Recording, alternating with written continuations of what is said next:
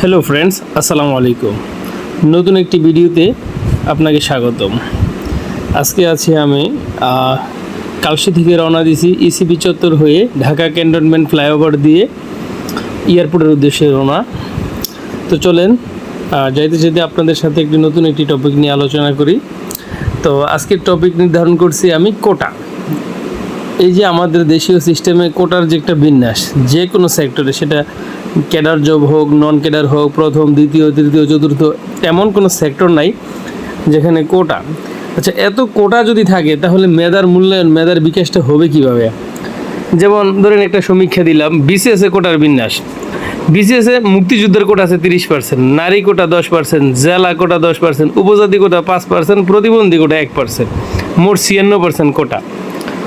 আচ্ছা, প্রথম ও দ্বিতীয় শ্রেণী নন ক্যাডার জবে এখানেও মুক্তিযোদ্ধাদের জন্য 30% রাখা আছে, নারী 15%, জেলা কোটা 10%, উপজাতি কোটা 5%, প্রতিবন্ধী কোটা 1%, মোট 61%।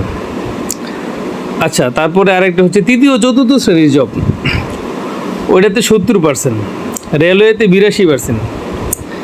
আচ্ছা, যদি এত কোটারই যদি দরকার পড়ে তাহলে এই মেধা তো রাখার তো আসলে কোনো প্রশ্ন আছে না, মেধা তো দরকার নেই। কারণ সবাই তো কোনো না কোনোভাবে কোটাতে পড়ে, আর ওই কোটার লোকগুলো যখন ওই চাকরিতে বা ওই স্থানে পদায়ন হয়, আসীন হয়, তখন সে তার চিন্তা ভাবনা ওই রকমই বিকশিত করে, আর সে আবার ওই ধরনের ধ্যান ধারণে থাকে, যার কারণে হয়তো আমাদের এই সিস্টেম থেকে বেরিয়ে আসা কঠিন হয়ে যাচ্ছে। এটা আদৌ কি সম্ভব কি না? কতদিন আগে এত আন্দোলন, এত কিছু হইল, কই কিছুই তো হইল না, আবার সেই যেই।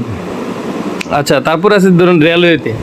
রেলওয়ে এরকম একটা জায়গা, আমি যতদূর জানি যে এটাই একমাত্র সরকারের খাত যেটাতে ভর্তুকি সরকার আজীবন দিয়ে যাচ্ছে এবং দিয়ে যাবেও, কোনো দিনই এটা সফলতার মুখ দেখবে না। মাশাল্লাহ, ওই জায়গায় কোটাও অনেক উন্নতি করছে, 82%, মাত্র 82%, রেলওয়েতে 82% কোটা। তারপর আসেন প্রাথমিক শিক্ষায়, ওখানেও কোটার বিশাল একটা তফাৎ আছে। যেমন নারীদের আছে ওখানে 60%, মুক্তিযোদ্ধা 30%, পশু কোটা 5%, প্রতিবন্ধী 1%, মোট 96%। What a surprise! ভাবা যায়, আল্লাহ, প্রাথমিক শিক্ষকে 96% কোটা, তার মানে প্রত্যেক 4জন যাইব মেধায় টিকবে। তাহলে আবার এই শিক্ষা নিয়ে আমরা এই টিচারের পড়াশোনা নিয়ে, মান নিয়ে এত প্রশ্ন তুলি। আবার আজকাল আমরা বলি যে প্রাথমিক শিক্ষায়, প্রাথমিক স্কুলগুলো খালি থাকে, স্টুডেন্ট পাওয়া যায় না, এরকম বৈশা মাস্টাররা বেতন নেয়। আরে ভাই, আপনারা সিস্টেমই তো করছেন মাস্টাররা বৈশা বেতন নেওয়ার জন্য। কারণ যেই সিস্টেমে আপনি নিয়োগ দিচ্ছেন, তাইলে এখানে আপনি ছাত্র পাইবেন কই থেকে? ওই হাওয়া খাইতে হইব আর মশা মাছি মারাইতে হইব, এই তো, তাছাড়া তো আর কিছু করে না। এই যদি হয় চাকরির অবস্থা, তাহলে চাকরির পরীক্ষা নেওয়ার এত নাটক কেন? কোটাদারিদের সিলেকশনে বসে দিলেই ভালো হয়। এই অবস্থা দেখে মনে হয় মূর্খ মেধা পঙ্গু কোটাদারিরাই বাংলার একচ্ছত্র আধিপত্য বিস্তারের অধিকারী, আর ওরাই থাকবো, আর ওরাই ক্ষমতায় আসীন থাকবো, আর সামনে এইভাবেই চলতে থাকবো।